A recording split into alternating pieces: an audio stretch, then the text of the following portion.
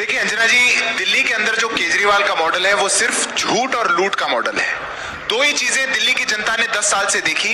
एक था झूठा प्रपंच, झूठी एडवर्टीजमेंट्स, बार बार झूठ बोलना, असत्य लोगों के सामने रखना।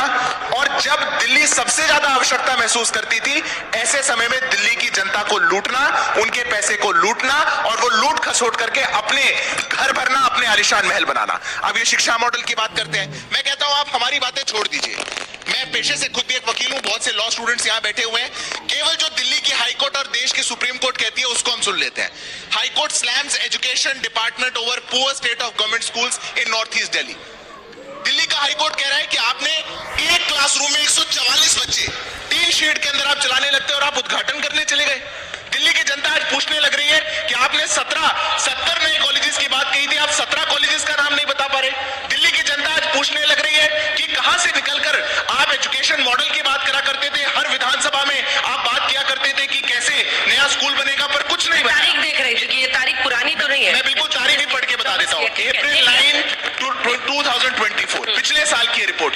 10 साल के बाद दिल्ली की हाईकोर्ट ये कहती है। दिल्ली का मॉडल क्या है, यमुना को लेकर के दिल्ली का हाईकोर्ट क्या कहता है, ये इसकी तारीख भी बता देता हूं। नवंबर 12 2024 दिल्ली का हाईकोर्ट कह रहा है कि आईएसबीटी और कश्मीरी गेट तक तो यमुना साफ आती है, उसके बाद आपका सीवेज ट्रीटमेंट प्लांट जो है वो सारा वेस्ट यमुना के अंदर डाल रहा है। क्या तुलना करेंगे, ये उत्तर प्रदेश से तुलना करेंगे।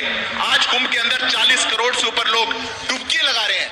मैं चैलेंज देता हूं, अगर आप, आपकी कैबिनेट, आपकी पार्टी के लोग जाकर के यमुना में डुबकी लगा सके तो लगा सकते हैं आप। आपने दिल्ली की हालत कर दी है, ये इनकी सच्चाई है। और क्या बताएंगे, स्वास्थ्य का मॉडल बताते हैं। ये क्या कहता है दिल्ली का high court, we are shocked, hospitals in mess, strange that Delhi government is refusing central add.